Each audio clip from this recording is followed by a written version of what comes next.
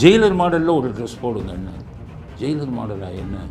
Pant போடுங்க, shoe போடுங்க, காலுக்கு மேலே கால் போட்டு ஜெயிலர் கண்ணாடி போட்டுருங்க, ஜெயிலர் கண்ணாடி போட்டுருங்க, காலுக்கு மேலே கால் போட்டு போஸ் கொடுங்க. அப்போ ஜெயிலர் பார்க்குற மாதிரி உங்களை பார்ப்பாங்க ஜனங்க, அந்த கவர்ச்சியில் ஓட்டு போடுவாங்கன்ட்டு.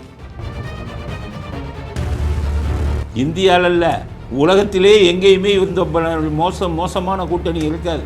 எலெக்ஷன் கமிஷனுக்கு கணக்கு கொடுக்குறீங்க, கம்யூனிஸ்ட்டுக்கு 25 கோடி கொடுத்தேன்னு வெக்கம் இல்லை இல்லையா? அசிங்கம் இல்லையா? கூட்டணி கட்சியில் இருக்கிறவங்கள கொள்கை லெவலில் சேரலாம், பணத்தை கொடுத்து ஓட்டு வாங்குற மாதிரி பணத்தை கொடுத்து கூட்டணி வாங்கும் கேவலமான ஒரு இதை நடத்திக்கிட்டு இருக்கீங்க. வெக்கம் இல்லாமல் எங்களுடைய கூட்டணி தான் இந்தியாவை பெருமைப்படுகிறதுன்னு சொல்லுங்களே, எப்படி? கருணாநிதி எழுதிய கவிதை உண்மையான கவிதையா? இலக்கணத்துக்கு ஏற்றவாறு எழுதப்பட்ட கவிதையா? அவரை ஒரு கலைஞரோ கவிஞரோ சொல்லுவதற்கு அவர் தகுதி படைத்தவரா? மனசாட்சியை கையில் வச்சு சொல்லுங்க. வைரமுத்து ஜால்ரா அடிக்கிறதுல நம்பர் 1. அறத்தை பற்றி நீங்கள் பேசுகிறீங்களா?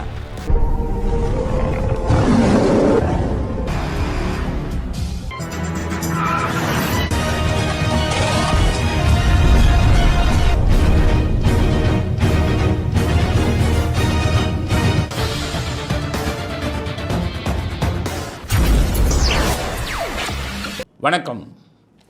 இன்றைய அரசியல் ஆடுகளத்திற்கு உங்கள் அனைவரையும் அன்புடன் வரவேற்கிறோம். இன்றைக்கி ஒரு முக்கியமான செய்தி, ஸ்டாலின் சம்பந்தப்பட்ட செய்தி. ஸ்டாலினின் ட்ரெஸ் பாலிட்டிக்ஸ், அதாவது உடை அரசியல். ஏற்கனவே கிரிக்கெட் அரசியல் உருவாக்கிட்டார் இவரும் ஒரு பையனும் சேர்ந்து. ஊரில் இருக்கிற பாவம் சின்ன பசங்க, இப்போ தான் 18 வயசு அடைஞ்சவங்களெல்லாம் அரசியலுங்கிற ஆயுதத்தை கொண்டு போய் அவங்க வாழ்க்கையை குட்டிச்சவராக்கணும்னு சொல்லி உங்களுக்கெல்லாம் கிரிக்கெட் போட்டி வச்சுருக்கோன்னு ஏமாற்றி அவங்களுக்கு கப்பெல்லாம் கொடுக்குறேன்னு சொல்லி பனியனெல்லாம் கிரிக்கெட் பனியன் போட்டு அப்படியே அந்த திமுக இதையும் அவங்க மத்தியில் அப்படி பரப்பி ஊரை ஏமாற்றலான்னு ஏற்கனவே கிரிக்கெட் பாலிட்டிக்ஸ் பண்ணிட்டார். கிரிக்கெட் பாலிட்டிக்ஸை அவர் உதயநிதி தான் நடத்துவது போகிறார்.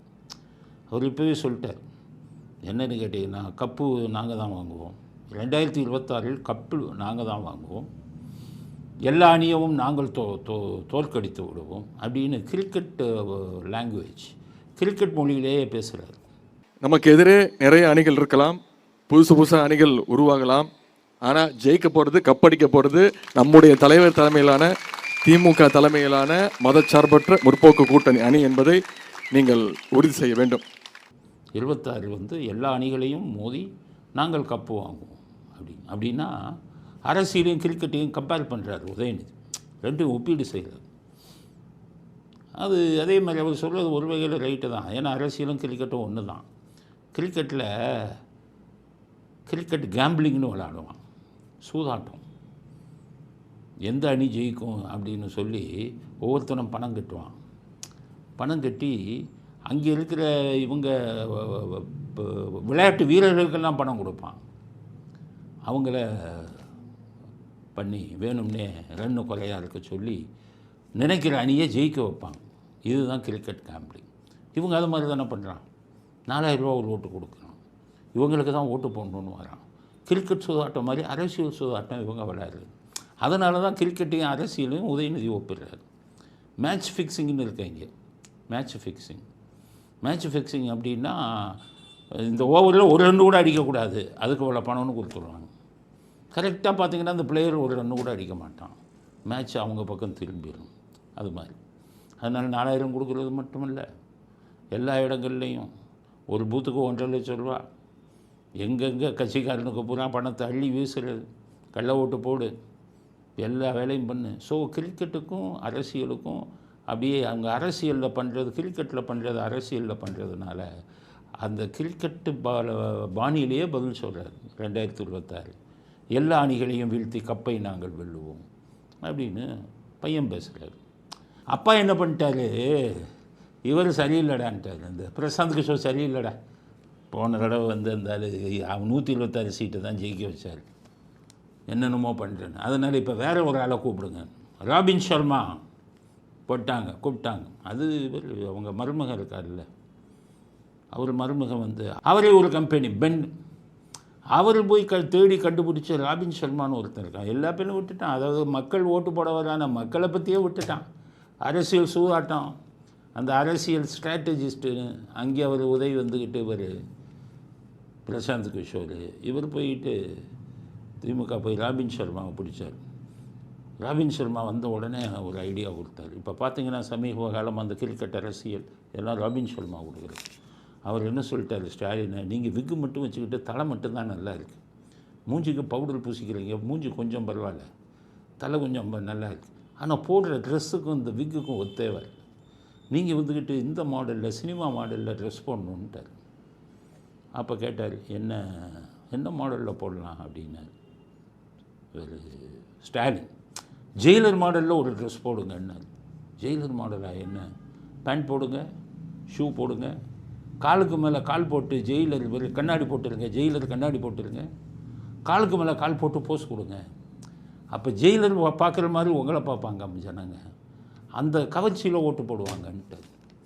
உடனே ஸ்டாலின் வழக்கமான விக்கு, மூஞ்சியில் நிறையா பவுடரு, ஒரு ஜெயிலர் கண்ணாடி, பேண்ட்டு சட்டை ஷூ அப்படி போட்டு எல்லாம் வேஷ்டி சட்டையெல்லாம் மறந்துடுச்சு இந்த குரூப். உதயநிதி டிஷர்ட்டு, இவர் ஜெயிலர் ட்ரெஸ்ஸு, கால் மேலே கால் போட்டு ஃபோட்டோவை எடுத்து சன் நியூஸில் போட்டுக்கிட்டு இருக்கான். இந்த இந்த இந்த இதை பாருங்கள் ஃபோட்டோ, அப்படியே ஜெயிலர் மாதிரி இருக்கார் பாருங்கள் ஸ்டாலின். அதை நீங்கள் பாருங்கள் இந்த ஃபோட்டோ. ஆக இது ஜெயிலர் பாலிட்டிக்ஸ் ராபின் சர்மா சொல்லி கொடுத்தது. அடுத்து அவர் விஜய் ட்ரெஸ்லையும் நீங்கள் வரணும் சொல்லிட்டான் ராபின் சர்மா. நான் விஜய் வந்துக்கிட்டு அவரும் ஒரு விக்கு வச்சுருக்காரு. ஆனால் அந்த விக்கை விட உங்கள் விக்கு கொஞ்சம் நல்லா இருக்குது. ஏன்னா நீங்கள் லட்சக்கணக்கில் வாங்குறீங்க, விஜய் அதிகம் செலவு பண்ண பயப்படுறாரு. இருந்தாலும் விஜய் காக்கி பேண்ட்டு வெள்ளை சட்டை போட்டு ஒரு படத்தில் வருவார். அவர் ஜெகன்மோகன் ரெட்டி ஆந்திரா மந்திரி தான் அதை போட்டார், முதன் மந்திரி. அதை பார்த்து அவரை அடித்தார், அவரை பார்த்து நீங்கள் அடிங்கன்ட்டு. உடனே இவரும் விஜய் மாதிரி காவி பேண்ட்டு வெள்ளை சட்டை போட்டு அதில் ஒரு போஸ்டில் வரும். அந்த படத்தை பாருங்க, விஜய் போட்டது மாதிரி அப்படி.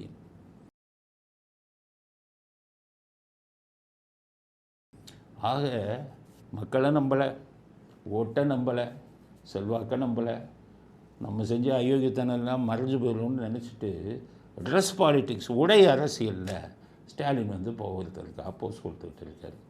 உடை அரசியல் ஜெயிக்குமா? ஆள் பாதி ஆடை பாதின்னு சில இதில் சொல்லுவாங்க.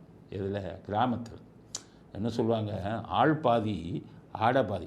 ஆள் எவ்வளோ அழகாக இருந்தாலுமே உடை நல்லா இருந்தால் தான் அந்த அழகு தூக்கி கொடுக்குமா அப்படின்னு. அதுக்கு தான் ஆள் பாதி ஆடை பாதி. ஆனால் ஆள் நல்லா இருந்தால் தான் உடை தூக்கி கொடுக்கும். ஆளே மோசமாக இருந்தால் நல்லா இல்லைன்னா உடை மட்டும் வச்சு என்ன பண்ண முடியும்? அதனால் வெறும் விக்கை வச்சுட்டு ஆள் நல்லா இருக்காங்கன்னு சொல்ல முடியுமா? அதனால் விக்கோட இப்போ என்னமே உடையவும் மாற்றிக்கொண்டு உங்களை எல்லாம் ஏமாற்றணும். இதை போட்டு நீங்கள் பார்த்தா ஜெயிலர் மாதிரி இருக்கார, விஜய் மாதிரி இருக்காருன்னு ஏமாந்துடுவீங்கன்னு போடுறாங்க. ஜாக்கிரதையாக இருங்க. ஒரு ஏமாத்துற வேலை ஆரம்பிச்சிட்டாங்க. ராபின் சர்மாங்கிறவன் சொல்லி கொடுக்க ஆரம்பிச்சிட்டான். இனி ஒன்றுனா வரும், ஒவ்வொரு கதையாக ஏதோ சொல்லுவாங்க, புது இதெல்லாம் பண்ணுவாங்க. இந்த திண்ணை பேச்சு மாதிரி இப்போ புதுசெல்லாம் சொல்லுவாங்க. இவன் பூரா எங்கேயோ வெளிநாடுகளில் அந்த ட்ரம்ப்பு இந்த இதில் வெளிநாட்டுக்காரன் ஃபாலோ பண்ணது. நம்ம பயிலுங்க எல்லாம் இன்னொரு இதை பார்த்து தான் படம் எடுப்பான். வெளிநாட்டு சிடி எல்லாம் கையில் வச்சுருப்பான். யூடியூப்பில் படத்தை பார்த்து அதில் வரதெல்லாம் எடுப்பான், எல்லாம் காப்பி அடிப்பான். அதே மாதிரி இந்த எலெக்ஷன் ஸ்ட்ராட்டஜிஸ்ட்னு சொல்கிறான் பாருங்கள், பிரசாந்த் கிஷோர் மாதிரி. இவன் வெளிநாடுகளில் என்ன செஞ்சாங்களோ அதெல்லாம் இவங்களுக்கு சொல்லிக் கொடுத்து 300 கோடி அடிச்சுட்டு போகிறான். நீங்கள் ஏமாந்துடாதீங்க. ஜெயிலர் ட்ரெஸ்ஸையும் கண்ணாடியும் விக்கையும் பார்த்து ஏமாந்துடாதீங்க. விஜய் போட்ட காக்கி பேண்ட்டு வெள்ளை சட்டையை பார்த்து ஏமாந்துடாதீங்க. அதனால் உடை அரசியலில் இறங்கி விட்டார் ஸ்டாலின். ஜாக்கிரதையாக இருங்கள் அப்படிங்கிறத முதல் கருத்தாக பதிவு செய்ய விரும்புகிறேன். அடுத்து ஸ்டாலின் கூட்டணியை பற்றி பேசுகிறார். கள்ள கூட்டணியை முறியடிப்போங்கிறார். யாருக்கும் கள்ள கூட்டணியா? எடப்பாடிக்கும் பிஜேபிக்கும் கள்ள கூட்டணி. எடப்பாடி பிஜேபியும் வாய்ஸ் அப்படிங்கிறது. பழனிசாமியோட அறிக்கையை பார்த்தா பாஜகவோட அறிக்கைகள் மாதிரி தான் இருக்கும். அவருடைய வாய்ஸே பாஜகவின் டப்பிங் வாய்ஸ் தான். நாம் கள்ள கூட்டணி சொல்கிறத நிரூபிக்கிறார் பழனிசாமி, அவ்வளவுதான். இதெல்லாம் பேசுகிறதுக்கு முன்னாடி அவர் தன்னோட தோல்விகளை பற்றி யோசித்து பார்க்கணும். நம்ம தமிழ்நாட்டு மக்கள் நம்ம நடுநிலைமை யார் கள்ள கூட்டணி? யார் பிஜேபியோட வாய்ஸ், இதெல்லாம் பார்க்கணும்ல, எது உண்மைன்னு பார்க்கணும்ல. கள்ள கூட்டணி யார்? தூத்துக்குடியில் சீனமங்கை கனிமொழிக்கு எதிராக ஜி.கே. வாசன் கட்சிக்கு கொடுத்து கனிமொழியை ஜெயிக்க வச்சது யார்? பிஜேபி. அப்போ பிஜேபிக்கும் யாருக்கும் கள்ள கூட்டணி? பிஜேபிக்கும் திமுகவுக்கும் கள்ள கூட்டணி தானே. திருமாவளவனை ஜெயிக்க வைக்கணும்னு சொல்லி அந்த எல் முருகன் இவங்கெல்லாம் குழி தோன்ற காலுங்க, திருமாவளவனை ஜெயிக்க வைக்கணும்னு தடா பெரியசாமி வந்தால் நிறுத்தினா திருமாவளவன் தோற்று போயிடுவார்னு சொல்லி ஒரு பெண்ணை நிறுத்தி திருமாவளவனை ஜெயிக்க வச்சது யார்? அப்போ கூட்டணி யாருக்கும் பிஜேபிக்கும் திமுகவுக்கும் தானே. G2 ரைடு வந்தால் இங்கேருந்து போய் ஏர்போர்ட்டில் இது இவங்களை பார்த்துட்டு வந்துடுறீங்களே நிர்மலா சீதாராமனை, ரைடு நின்று போகுது. அப்போ யாருக்கும் கூட்டணி? உங்கள் அப்பாவுக்கு கருணாநிதிக்கு நாணயம் வெளியிடுறீங்களே, கருணாநிதி சமாதியில் போய் தொட்டு கும்பிட்டு வராங்களே, அப்போ யாருக்கும் கூட்டணி? 80 அடி சிலைக்கு உடனே அனுமதி கொடுக்குறாங்களே மத்திய அரசு, அப்போ யாருக்கும் கூட்டணி? எடப்பாடி தான் திமுக பாஜக வாய்ஸா, இல்லை நீங்கள் பாஜக வாய்ஸா? ஊரை ஏமாத்துறீங்களா ஸ்டாலின்? அதுக்கடுத்தது இவங்க திமுக கூட்டணியை பார்த்து இந்தியாவே பெருமைப்படுதான். இதுவல்லவோ சிறந்த கூட்டணி. ஒரு கூட்டணியில் இருக்கிறவனுக்கு 2 சீட்டு 50 கோடின்னு கொடுக்குறீங்க வெக்கம் இல்லாமல். இந்தியாவில் உலகத்திலே எங்கேயுமே இந்த மோசமான கூட்டணி இருக்காது. எலெக்ஷன் கமிஷனுக்கு கணக்கு கொடுக்குறீங்க, கம்யூனிஸ்ட்டுக்கு 25 கோடி கொடுத்தேன்னு வெக்கம் இல்லாமல் இல்லையா? அசிங்கம் இல்லையா? கூட்டணி கட்சியில் இருக்கிறவங்கள கொள்கை லெவலில் சேரலாம், பணத்தை கொடுத்து ஓட்டு வாங்குற மாதிரி பணத்தை கொடுத்து கூட்டணி வாங்கும் கேவலமான ஒரு இதை நடத்திக்கிட்டு இருக்கீங்க. வெக்கம் இல்லாமல் எங்களுடைய கூட்டணி தான் இந்தியாவை பெருமைப்படுகிறதுன்னு சொல்கிறீங்களே, எப்படி? கொஞ்சம் கூட இதுவே இல்லையா? மனசாட்சி இல்லையா? எதை வேணாலும் பேசலாமா ஸ்டாலின்? அப்படிங்கிறது கூட்டணி கருத்து விஷயமா ஸ்டாலின் சொன்னதுக்கு நம்ம கொடுக்க விரும்பும் பதில் இந்த பதில் தான். அடுத்தது வைரமுத்து ஜோக். வைரமுத்து சொல்கிறார், திருக்குறளுக்கு இவர் உரை எழுத போகிறாராம். இந்த திருக்குறளுக்கு எத்தனை பேர் தான் உரை எழுதுறதுன்னு தெரியல, நிறைய பேர் உரை எழுதிட்டாங்க. கருணாநிதி ஒரு 400 பாட்டுக்கு மட்டும் எழுதிட்டு குறள் ஓவியம்ட்டு இந்த சீனமங்கை எல்லாட்டையும் எங்கள் அப்பா திருக்குறளுக்கு உரை எழுதினாருன்னு ஊரை ஏமாற்றிக்கிட்டு இருக்காங்க. கருணாநிதி உரை எழுதலை, ஒன்றும் எழுதலை. இப்போ வைரமுத்துவை எல்லாம் விரட்டிட்டாங்க. யாருமே யாருமே பாட்டு அவர்கிட்ட கேட்குறது இல்லை, எழுதி கேட்குறது இல்லை. அதனால் இப்போ வைரமுத்து உட்காந்து வீட்டிலேயே சும்மா இருக்கிறதுனால திருக்குறளுக்கு உரை எழுதிட்டாராம். அது அறத்துப்பால். திருக்குறளில் 3 பகுதி: அறத்துப்பால், பொருட்பால், காமத்துப்பால். இது பேர் வச்சது வள்ளுவர். அவர் 1330 குறளை எழுதிட்டு 3க்கும் அவர் பேர் வச்சார். அறத்துப்பால், பொருட்பால். அறம்ங்கிறது தர்மம், தர்மத்தை பற்றி வாழ்க்கையை எப்படி அமையணுங்கிறத பற்றியெல்லாம் அறத்துப்பாலில் சொல்லியிருப்பார். பொருட்பால் பல அட்வைஸ் எல்லாம் இருக்கும், பல புத்திமதியெல்லாம், அது பொருட்பால். காமத்துப்பால் அதில் கொஞ்சம் காமம் சம்மந்தப்பட்ட விஷயம் இருக்கும். அவரே பேர் வச்சுட்டார். நம்மால் இருக்கார் அவர் கருணாநிதி, இவர் ஊரா இதுக்கு இவர் போய் பேர் வைக்காக்கா, அவர் வச்சார் காமத்துப்பால். ஒரு கருணாநிதி இன்பத்துப்பால், காமத்துப்பாலுக்கு பதிலாக இன்பத்துப்பால். வள்ளுவர் எழுதுனதுக்கு இவர் பேர் வைப்பார். ஏன்னா ஒரு வானத்திலிருந்து குதித்தவரில் இவர் வச்சுட்டார் இன்பத்துப்பால் அப்படின்னு. ஸோ இப்போ இவர் என்ன சொல்கிறாரு, அறத்துப்பால் எழுதிட்டேன், அடுத்து எழுத போகிறேன் பொருட்பாலும் காமத்துப்பாலுங்கிறார். அப்போ இவ்வளோ நாள் ஓடினது காமத்துப்பால் தானே ஓடிச்சு வைரமுத்துவை பற்றி. மீட்டூவில் போய்கிட்டு சின்மயி காமம் கலந்த விஷயத்தை என்னென்னமோ சொல்லிச்ச. பின்னணி பாடகிகள் நிறைய பேர் வைரமுத்துவை பற்றி காமம் கலந்த விஷயத்தை நிறைய சொன்னாங்களே. ஸோ காமத்துப்பால் முடிச்சிருப்பாருன்னு நினச்சேன், இன்னுமே தான் எழுத போகிறேங்கிறாரு. இனி காமத்துப்பால் எழுதினாருன்னு இன்னும் பல விஷயம் வரும்னு நினைக்கிறேன் அவரை பற்றி. அதனால் காமத்துப்பாலை வைரமுத்து எழுதுறதை விட வைரமுத்தால் பாதிக்கப்பட்ட பெண்கள் காமத்துப்பாலை பற்றி எழுதுனாங்கன்னா கொஞ்சம் நல்லா. வள்ளுவர் சொன்னது எப்படி உண்மையாச்சு வைரமுத்து விஷயத்தில் அப்படின்னு சொன்னால் சரியாக இருக்கும். அது அறத்துப்பாலை எழுதுறீங்களே வைரமுத்து. அறம்னா என்ன? நியாயம், தர்மம், இதெல்லாம் வாழ்க்கையில் எப்படி கடைப்பிடிக்கணும், உண்மை எப்படி கடைப்பிடிக்கணும்னு சொல்லியிருக்காரு. அறத்தை நீங்கள் மதிப்பவராக இருந்தால் கருணாநிதி பின்னாடி போவீங்களா? அறத்தை நீங்கள் மதிப்பவர்களாக இருந்தால் ஸ்டாலினையும் கருணாநிதியும் பாராட்டி கவிதை எழுதுவீங்களா? கவிதை எழுதும் தகுதியே இழந்து விட்டீர்களே.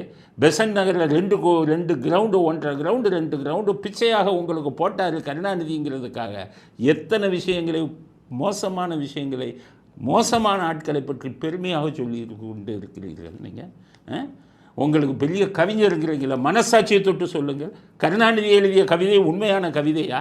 இலக்கணத்தை இலக்கணத்துக்கு ஏற்றவாறு எழுதப்பட்ட கவிதையா? அவரை ஒரு கலைஞரோ கவிஞரனோ சொல்லுவதற்கு அவர் தகுதி படைத்தவரா? மனசாட்சியை கையில் வச்சு சொல்லுங்கள் வைரமுத்து. ஜால்ரா அடிக்கிறதுல நம்பர் 1. அறத்தை பற்றி நீங்கள் பேசுகிறீங்களா? அதனால் கவிஞர்களை நாங்கள் மதிக்கிறோம். ஆனால் கவிஞர்கள் பேனா இருக்க, அந்த பேனா ஒரு வரலாற்றையே மாற்றும், புதிய வரலாற்றையே உருவாக்கும், ஒரு ஆட்சியவே கவிழ்க்கும் நல்ல பேனாவாக இருந்தால். நீங்கள் எழுதியது நல்ல பேனாவல்ல. நீங்கள் சினிமாவில் எழுதுனது வேணால் நல்ல பேனாவில் எழுதியிருக்கலாம். அரசியலை நீங்கள் மோசமான பேனாவால் எழுதினீர்கள். நீங்கள் எழுதிய ஒவ்வொரு வார்த்தைக்கும் பணமாக பெற்று மற்றவங்ககிட்ட பிச்சை வாங்கி கொண்டு அரசியல்வாதிகளிடமிருந்து அனுகூலத்தை பெற்றுக்கொண்டு தான் நீங்கள் கருணாநிதி போன்றவர்களை ஆதரித்தீர்கள். என்று ஸ்டாலின் போன்றவர்களை தொடர்ந்து ஆதரித்து கொண்டிருக்கிறீர்கள். கருணாநிதி சமாதியை என்னமோ தாஜ்மஹால் மாதிரி ஒப்பிட்டீங்க. அதனால் சொல்கிறேன், நீங்கள் அரசியலுக்கு நீங்கள் ஒரு கவிஞராகவே இருங்கள். அரசியலின் பக்கம் தலையை நீட்டாதீர்கள் அப்படிங்கிறத வைரமுத்துக்கு செய்தியாக பதிவு செய்ய விரும்புகிறோம். அடுத்து தமிழச்சி தங்கப்பாண்டியன் எம்பி தென் சென்னை. உங்களுக்கெல்லாம் என்ன தெரியும்னா, ஒன்றே ஒன்று புரிஞ்சுக்க சொல்லுது. அது எம்பி 40 பேர் இருக்கான் தமிழ்நாட்டில். எல்லோரும் புரிஞ்சுக்க. நீங்கள் விஐபி இல்லைப்பா. நீங்கள் விஐபி இல்லை. எம்பிங்கிறவங்க விஐபி இல்லை. விஐபி யார் தெரியுமா? பிரதமர், ஜனாதிபதி, உங்களுக்கு மத்திய மந்திரியாக இருக்கிறவங்க, கேபினெட் மந்திரியாக இருக்கிறவங்க, முதலமைச்சர், இவங்க தான் விஐபி. எம்எல்ஏ எம்பி எல்லாம் விஐபி இல்லை. இவங்களுக்கு எம்பின்னு ஒன்றா வானத்திலேருந்து குதித்தவங்கன்னு நினைப்பு. அங்கே நீங்கள் பாருங்கள், அந்த ஏர்போர்ட்டுக்கு இவங்கெல்லாம் போகும்போது பண்ணுற அநியாயம், அக்கிரமம், என்னமோ வானத்திலேருந்து குதித்த மாதிரி. அங்கே எவனோ அவங்க செக் பண்ணக்கூடாது. அப்படி கையை தூக்குன்னு சொல்லக்கூடாது. சார் அதை கழட்டி வைங்கன்னு சொல்லக்கூடாது. வானத்திலேருந்து குதிச்சா என்ன வாணி கேள்வி கேட்குறேன். தைரியமாரம் போய் ஏர்போர்ட்டு எல்லாம் என்ன தகராறு. இப்போ ஆரம்பிச்சிட்டார் இவர் தமிழச்சி தங்கப்பாண்டி. அவர் டிக்கெட் புக் பண்ணியிருக்காரு பிஸ்னஸ் கிளாஸில். அது அவங்கள சாதாரண இதெல்லாம் போட்டாங்களாம். அதுவும் யார்? இந்தியன் ஏர் இண்டியா டாட்டா நிர்வாகத்தில் இருக்கிறது எல்லாமே கரெக்டாக இருக்கும். அவங்க போட்டாங்களாம், குதிக்கிறாங்க. நான் ஒரு விஐபி, நீ விஐபின்னு அது சொன்னது. எம்பி விஐபி இல்லை. எங்களுக்கே உங்களுக்குன்னா அவங்க மேலே தப்பு இல்லை, ஏர்போர்ட்டுக்காரன் மேலே தப்பு இல்லை. ஏன் தப்புனா, இந்த திமுக காரன் பூரா 2 பேர் வச்சுக்குவாங்க. கருணாநிதிக்கு தட்சிணாமூர்த்தின்னு பேர், அவரை கருணாநிதினு வச்சுக்கிட்டார். ஸ்டாலினுக்கு சாமித்துறைன்னு பேர், அவரை ஸ்டாலின்னு வச்சுக்கிட்டார். அப்போ 2 பேர் வச்சா குழப்பம் வரும்ல. இதே மாதிரி இந்த தமிழச்சி தங்கப்பாண்டியனுக்கு சுமதி பேர், ஆனால் தமிழச்சி தங்கப்பாண்டியன்னு வச்சுக்கிட்டார். அப்போ சுமதி அதை ஒரு பேராச்சும் போடணும். சுமதி என்ற தமிழச்சி தங்கப்பாண்டியன் போட்டு அவனை குழப்பம் வருமா வராதா? 2 பேராக இருந்தா. இவங்க 2 பேரை வச்சுக்கிட்டு அங்கே இப்போ ஃப்ளைட்டில் 2 பேர் இருந்ததுனால மாற்றிட்டாங்க. அவங்கள என்ன தூக்கில் போட்டுருவீங்களா? என்னமோ நீங்கள் வானத்திலேருந்து குதிச்சிட்டிங்களா? அதனால சொல்ல, முதல்ல ஒழுங்கான பேரை வைங்க. அப்புறம் போய் நிர்வாகத்துக்கிட்ட இப்போ விமான நிர்வாகத்திட்ட போய் பிரச்சனை பண்ணுங்கள். நீங்கள் ஒன்றும் வானத்திலிருந்து குதித்தவர்கள் அல்ல. தொகுதிக்கே போகாமல் குறுக்கு வழியில் திமுகவில் நின்று ஜெயிக்கக்கூடியவர்கள் தான் உங்களை போன்றவர்கள் அப்படிங்கிற கருத்தையும் தமிழச்சி தங்கப்பாண்டியனுக்கு எங்களுடைய எதிர்ப்பை பதிவு செய்கிறோம். விமான நிர்வாகத்தில் போய் தயார் பண்ணுறீங்களா? அதுவும் ஏர் இண்டியாவில் டாட்டா நிர்வாகத்தில் இருக்கிறதுல உங்களை மாதிரியா தேசபக்தி உள்ளவன் டாட்டா? அவன் லாபத்துக்காக ஒரு நிர்வாகத்தை, எந்த நிர்வாகத்தையும் நடத்தியதாக சரித்திரம் இல்லை. விமான சேவை உள்பட ஏர் இண்டியா லாஸில் போய்கிட்டு இருந்தது, நஷ்டத்தில் போனதை வாங்கி என்னுடைய கம்பெனி ஏர் இண்டியா சுதந்திரத்துக்கு முன்னாடி நான் வச்சுருந்தேன். ஆட்சிக்கு வந்த காங்கிரஸ்காரன் என்கிட்ட இருந்து பறிச்சான்னு சொல்லி அந்த ப்ரெஸ்டீஜ், அவருடைய கௌரவ பிரச்சனைக்காக அந்த விமானத்தை நிர்வாகத்தை நடத்துகிறார். உங்களை மாதிரி அரசியல்வாதிகள்லாம் குறை சொல்கிறது அளவுக்கு கீழ்த்தரமானவர்கள் அல்ல டாட்டா நிர்வாகத்தில் உள்ள ஏர் இண்டியா அப்படிங்கிறத சொல்லிட்டு ஒழுங்காக நீங்கள் எல்லாம் எம்பி ஆனது நாட்டோட கேவலம், நாட்டினுடைய தலைவிதி. அதனால் நீங்கள் செய்த தவறுக்கு நீங்கள் தான் பொறுப்பேற்க வேண்டும். இரட்டை பேரவாரம் வைக்கிறத முதல்ல திராவிட இவங்க மாடல்லாம் மாற்றுங்க. நீங்களும் குழப்பிக்கிட்டு நிர்வாகத்தையும் குழப்பிட்டு பிறகு அவர்கள் மீது குறை சொல்லாதீர்கள் என்ற கருத்தையும் அடுத்த கருத்தாக பதிவு செய்ய விரும்புகிறேன். அடுத்தது, ஆளுநர் ரொம்ப வருத்தப்பட்டு செய்தியை பதிவு செஞ்சுருக்கார். என்னன்னு கேட்டிங்கன்னா, இந்த திமுக குரூப்பெல்லாம் சேர்ந்துட்டு என்னை பற்றி தப்பாக முதலமைச்சர் சோஷியல் மீடியாவில் கருத்தை பதிவு செய்கிறார். அவங்க ஒரு இதை வச்சுருக்காங்க, பத்திரிக்கை, அதை டாய்லெட் பேப்பர் சொல்கிறார், முரசொலி டாய்லெட் பேப்பர் சொல்கிறார். ஒரு பத்திரிக்கை வச்சுருக்காங்க, அதுலேயும் என்னை பற்றி தப்பாக மக்களை திசை திருப்ப பார்க்கிறார்கள்னு கவலைப்படுறார். அவர் 4 வருஷம் தான், 3 வருஷம் 4 வருஷம், அவருக்கு இவங்களை பற்றி தெரியும். இவன் பூரா திசை திருப்புறது தானே உங்களுடைய வேலையே தானே. திசை எல்லாத்தையுமே திசை திருப்போம். கருணாநிதி இருக்கும்போது இவங்களே ஒரு பத்திரிக்கை ஆரம்பித்து முரசொலின்னு ஆள் பார்க்காத பத்திரிக்கை பார்த்தான், ஒருத்தன் படிக்கிறது இல்லை. தினகரன்னு ஒரு பத்திரிக்கை, அடுத்தது கருணாநிதி டிவின்னு ஒரு டிவி, சன் டிவின்னு ஒரு டிவி வச்சுக்கிட்டு தமிழ்நாட்டு மக்களை திசை திருப்பி இல்லாததையும் இதையும் பொய்க்கு மேலே பொய் சொல்லித்தானே திசை திருப்பினா மக்களை. ஜெயலலிதா அவர்கள் வளர்ப்பு பையனுக்கு கல்யாணம் பண்ணாங்க, 10,000 கோழி வெட்டினாங்க, 25,000 ஆடு வெட்டினாங்கன்னு ஊரை ஏமாற்றி சன் டிவியில் போட்டு மக்களை நம்பி திசை திருப்ப தான் செஞ்சாங்க. 96 ஜெயலலிதா கைது செய்யும் போதும் திசை திருப்பி அவங்க அவளை சொத்து சேர்ந்தாங்க.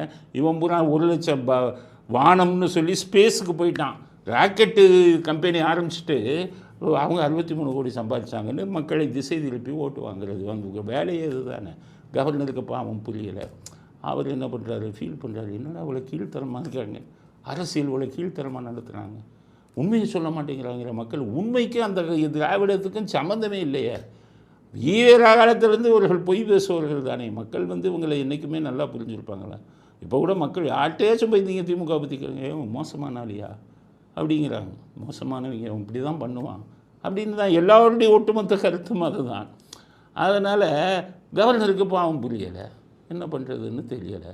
இப்போ இவங்க என்ன பதில் சொல்கிறாங்க, கவர்னர் ஒன்றும் எங்களுக்கு கிளாஸ் எடுக்க வேண்டாம்ங்கிற. யார், நாட்டு வக்கீல் ஆர்எஸ் பாரதியும் ஸ்டாலினும் கவர்னர் ஒன்றும் எங்களுக்கு சொல்லிக் கொடுக்க வேண்டாம், கிளாஸ் எடுக்க. உங்களுக்கு எப்படிப்பா சொல்லிக் கொடுக்குறது? கவர்னர் இந்த கவர்னர் போய் சொல்லிக் கொடுக்க முடியுமா? நீங்கள் பூரா சமூக விரோதிகள். அவர் IPS ராவில் இருந்தவர். அவர் போய் உங்களுக்கு சொல்ல, நீங்கள் கள்ள ஓட்டு போடுறது எப்படி, இது இந்த கள்ளச்சாராயம் காய்ச்சறது எப்படி, மண்ணல்றது எப்படி, இதுதான் உங்களுக்கு தெரிந்த பாடம். அவருக்கு தெரிந்த பாடம் நியாயமாக இருக்கணும், தேசபக்தியோடு இருக்கணும், தேசப்பற்றோடு இருக்கணும் அப்படிங்கிறது அவருக்கு தெரிஞ்ச பாடம். அந்த பாடத்தை போய் உங்களுக்கு போய் சொல்லிக் கொடுத்தா எப்படி ஒத்து வரும்? உங்களால் இது பண்ண முடியுமா? உங்களுக்கு பாடம் சொல்லிக் கொடுக்குறதுனா ஆர்என் ரவிக்கு சொல்கிறேன், ரவுடிக்கு ரவுடியை யூஸ் பண்ணுங்கள். IPSல நல்ல ரவுடிகளை டீல் பண்ண ஒரு அதிகாரியை யூஸ் பண்ணி கிரண் பேடியை கொண்டாந்து கவர்னராக போடுங்க. இந்த கூட்டத்தை அடக்கி, ஏன்னா சமூக விரோதிகளை எப்படி அடக்க வேண்டும்னு உங்களை விட கிரண் பேடிக்கு தெரியும். அதனால் கவர்னருக்கு நாங்கள் சொல்கிற அட்வைஸ் என்னென்னா, ஒரு ரவுடிகளை அடக்கக்கூடிய சக்தி படைத்த கிரண் பேடி போன்ற IPS அதிகாரிகளை தமிழ்நாட்டு கவர்னராக போடுங்க. அவர்கள் தான் இவர்களை அடக்குவதற்கு பொருத்தமானவர் அப்படிங்கிறது அடுத்த செய்தி. அது ஆளுநரை பற்றி இன்னொரு செய்தி இருக்குது. இந்த அஜித்தெல்லாம் அவருக்கு பத்மபூஷன் கொடுத்ததே தப்பு. இப்போ தான் தெரியுது பத்மபூஷன் கொடுத்தது தப்பு. கவர்னர் என்ன பண்ணுறாரு, பத்மபூஷன் பட்டம் கொடுத்துட்டாங்களேன்னா அவருக்கு பாராட்டு விழா கவர்னர் மாளிகையில் வைக்கிறார். எப்போவுமே ஒன்று சொல்கிறேன், கவர்னர் மாளிகையில் ஒரு விழா நடத்துனாங்கன்னா யாருக்காவது அவங்க அனுமதி கேட்டுட்டு தான் வைப்பாங்க. நிச்சயமாக அஜித்திட்ட உங்களுக்கு பத்மபூஷன் விருது கிடைச்சிருக்கு, நாங்கள் உங்களுக்கு பாராட்டு விழா வைக்கிறோம் அப்படின்னு கேட்டிருப்பாங்க. இவர் ஒத்துருப்பார். ஒத்துக்கிட்டதுக்கப்புறம் அவங்க ஏற்பாடு பண்ணுறாங்க. இப்போ இவர் பெல்ட் எழுச்சி நான் வரமாட்டேங்கிறார். எவ்வளோ கீழ்த்தரமான ஒரு மனிதராக இருந்திருக்காரு அஜித் ரசிகர்கள் கோவிச்சுக்காதீங்க. ஒரு கவர்னரு இவருக்கு ஒரு விருது கிடைச்சிருக்குன்னு மரியாதை கொடுத்து ஒரு விழா ஏற்பாடு பண்ணால் நான் வரமாட்டேன்னு செக்ரட்டரியை விட்டு அறிக்கை வர்றார். கீழ்த்தரமான ஒரு மனிதர். என்ன ஆச்சு தெரியுமா, அங்கே அனுமதி கொடுத்துட்டாரு, அங்கே ஒத்துக்கிட்டார். இங்கே திராவிடக்காரங்கெல்லாம் கூப்பிட்டு மிரட்டியிருப்பான், உன் படம் ரிலீஸ் ஆகாது, ரெஜென்ட்டு நாங்கள் தான். பார்த்தோன்னே பயந்துட்டு நான் வரலன்னு சொல்லியிருப்பார். அவர் வரலன்னு சொன்னதுக்கு இது பண்ணல, தன்னை மதித்தவர்களை மதிக்க தெரியாத ஒரு மனிதராக அஜித் இருந்திருக்கிறார். ரசிகர்கள் பூரா புரிஞ்சுக்கங்க. இனி உங்களுக்கு வீழ்ச்சி, இனி உங்களுடைய படங்களுக்கு வீழ்ச்சி ஆரம்பிச்சது. விடாமுயற்சி ஃபெயிலான மாதிரி வரக்கூடிய அத்தனை படங்களும் தோல்வியைத்தான் சந்திக்கும். காரணம், நல்ல மனிதராக இருக்கணும். நீங்கள் கவர்னர்கிட்ட நீங்கள் அனுமதி கேட்கும்போதே அவர் முடியாதுன்னு நீங்கள் சொல்லியிருக்கணும். உங்களுக்கு விழாலாம் இது பண்ணும்போது அவரை அவமானப்படுத்துவது போல் இந்த திராவிடக்காரன் பேச்செல்லாம் கேட்டுட்டு அஜித்திற்கு கடுமையான கண்டனத்தை பதிவு செய்ய விரும்புகிறோம் என்பது அடுத்த கருத்து. அடுத்தது வைகோ. அவரும் சும்மா இருக்க மாட்டேங்கிறாரு, பேசாமல் வாயை சூடு சும்மா இருக்கலாம். கவர்னர் பதவியை ஒழிக்கணும் அப்படிங்கிறது. படித்தவங்க அப்படி பேசணும். எம்ஏ பிஎல்னு வர போகிறாரு. எம்ஏ சரி, எம்ஏ போகிற வரவன்லாம் படிக்க ஆரம்பிச்சிட்டாங்க. இப்போ பிஎலும் போகிற வரவன்லாம் படிக்க ஆரம்பிச்சிட்டாங்க. ஆந்திராவில் போய் நிறைய பேர் டூப்ளிகேட் சர்டிஃபிகேட் வாங்கிட்டு பிஎல்னு போட்டுக்கிட்டு இருக்காங்க. எல்எல்பி ஆந்திராவில் போய் இந்த டூப்ளிகேட் வாங்குறது பூரா எல்எல்பி. ஒரிஜினலாக இருந்தவன் வந்துக்கிட்டு இதில் தமிழ்நாட்டில் டிகிரி வாங்குறவனுக்கு பிஎல். இந்த டூப்ளிகேட்டாக வாங்கினவன்லாம் அதிகமாகிட்டான். அவன் வந்துக்கிட்டு சட்டத்தையே மாற்றிட்டான். என்னென்னா தமிழ்நாட்டில் படிக்கிறவங்கெல்லாம் பெருமையாக இருந்தாங்க, அப்பா நம்ம பிஎல்ப்பா ஒரிஜினல், எல்எல்பி எல்லாம் அதுலேயும் டூப்ளிகேட் படிக்கிறான் அப்படின்ட்டு இதுதான் இருந்தான். டூப்ளிகேட் வாங்கினவன்லாம் என்ன பண்ணிட்டான், இவனையும் எல்எல்பின்னு ஆக்கிடுது. ஸோ டூப்ளிகேட்டுக்குள்ளே வித்தியாசம் தெரியக்கூடாதுன்னு சொல்லி தமிழ்நாட்டில் படித்தவங்களையும் பிஎல்ங்கிறத மாற்றி எல்எல்பின்னு போட்டு விட்டாங்க. இந்த மாதிரி இந்த பிஎல்ங்கிறது இப்போ அவ்வளோ ஒரு அருமையான இப்போ ஒரு இது படிப்பு, அது இவ்வளோ கேவலமாக போச்சு. வைகோவுக்கு எப்படி பிஎல் கொடுத்தாங்கன்னு எனக்கு தெரியல. ஏன்னா அவர் வக்கீல் மாதிரி பேச மாட்டேங்க. அவருக்கு வக்கீல் சம்மந்தம் இல்லை. வக்கீலுங்கிறவங்க கோர்ட்டுக்கு போய் தொழிலாக நடத்துகிறவங்க தான் வக்கீல். அரசியல்வாதிகள் என்றைக்கும் வக்கீலாக இருக்க முடியாது. அதனால் அவருக்கு அரசியல் சட்டமே தெரியல. அரசியல் சட்டம் என்னன்னே தெரியல. கவர்னர் பதவியை ஒழிக்க வேண்டும்ங்கிறார். அரசியல் சட்டம் தெரிஞ்சவங்க சொல்லுவாங்களா? கவர்னர் பதவி தான் முக்கியமானது. கூட்டாட்சி, இந்தியாவில் இருப்பது கூட்டாட்சி. மாநிலத்தில் தனியாட்சி, மத்தியில் வந்துக்கிட்டு ஒரு இதில் இருக்குது. மத்திய ஆட்சி மாநிலங்களை கண்காணிக்கணும். அதுக்காக உருவாக்கப்பட்டது தான் உங்களுக்கு கவர்னர் பதவி.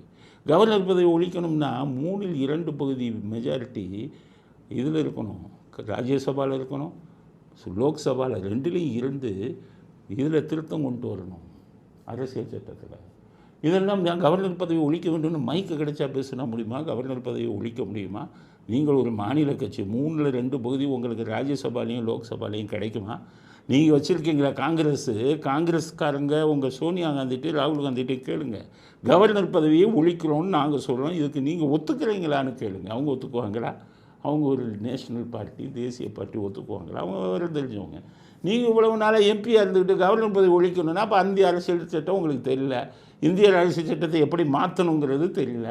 உங்களுக்கு அந்த சக்தி இருக்கா? உங்கள் கட்சியாலையும் திமுகலையும் அவ்வளவு சீட்டு ஜெயிக்க முடியுமான்னு தெரியலை. அதைத்தான் அவருக்கு என்ன சொல்கிறேன்னா, அது அறிவுரையை சொல்லி இப்படியெல்லாம் பேசாதீங்க, உங்கள் பேர் கெட்டுப்போம். மோடியுடைய ஏஜெண்ட்டாக செயல்படுகிறாராம் ஆர்.என். ரவி.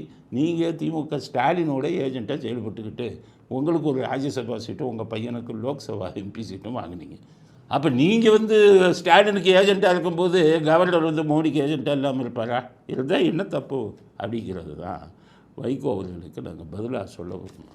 அடுத்தது இந்த செல்வப்பெருந்தகை, அவர் வேறு அப்பப்போ கயவர்களை இரும்பு கரம் கொண்டு காவல்துறை அடக்குமா. இது யார் சொல்லணும்னா ஆளுங்கட்சியில் இருக்கிறவங்க சொல்லணும்.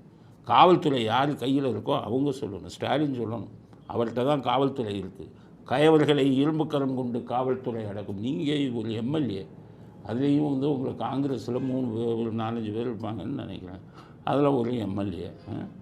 இவர் வந்துக்கிட்டு கயவர்களை இரும்பு கரம் கொண்டு காவல்துறை பற்றி பேசுகிறதுக்கு நீங்கள் யார்? காவல்துறை சார்பில் காவல்துறையை கண்ட்ரோல் பண்ணுறீங்களா? நீங்கள் நிர்வாகம் வச்சுருக்கீங்களா? சரி, கயவர்களை இரும்பு கரம் கொண்டு காவல்துறை எடுக்கணும்னா உங்களைத்தான் நான் முதல்ல அடக்கணும். நீங்கள் தான் கொலை வழக்கில் சம்மந்தப்பட்டவங்கிறதுக்கு ஆதாரங்கள் நிறையா இருக்குது. உங்கள் மேலே கொலை குற்றச்சாட்டெல்லாம் வந்தது. அப்போ கயவர்கள், உண்மையான கயவர்கள் யார்? நீங்கள் தானே. ஆம்ஸ்ட்ராங் கொலை வழக்கில் அந்த குடும்பமே நீங்கள் தான் கொலைக்கு முக்கிய காரணங்கிறாங்க. அப்போ உண்மையான கயவர் யார்? நீங்கள் தானே. அப்போ இரும்பு கரம் கொண்டு காவல்துறை உங்களைத்தானே அடக்கணும், உங்களைத்தான் கைது பண்ணி உள்ளே போடணும். அதை விட்டுட்டு காலம் பாருங்கள், கயவர்கள் எல்லாம் நம்ம நாட்டில் எம்எல்ஏ ஆகிறாங்க, கயவர்கள் எல்லாம் காங்கிரஸுக்கு தலைவராகிறாங்க. ஆனால் வேடிக்கை என்னென்னா, மைக்கு கிடைச்ச உடனே மற்றவர்களை கயவர்கள்னு சொல்லி காவல்துறை இரும்பு கரம் கொண்டு அடக்கும்னு ஜோக் அடிக்கிறாங்க.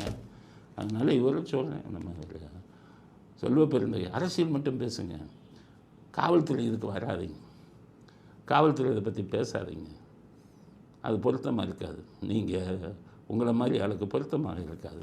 யோகியர்கள் வேணால் நீங்கள் பேசுகிற மாதிரி பேசலாம் அப்படிங்கிற கருத்தையும் இறுதி கருத்தாக பதிவு செய்ய விரும்புவோம்.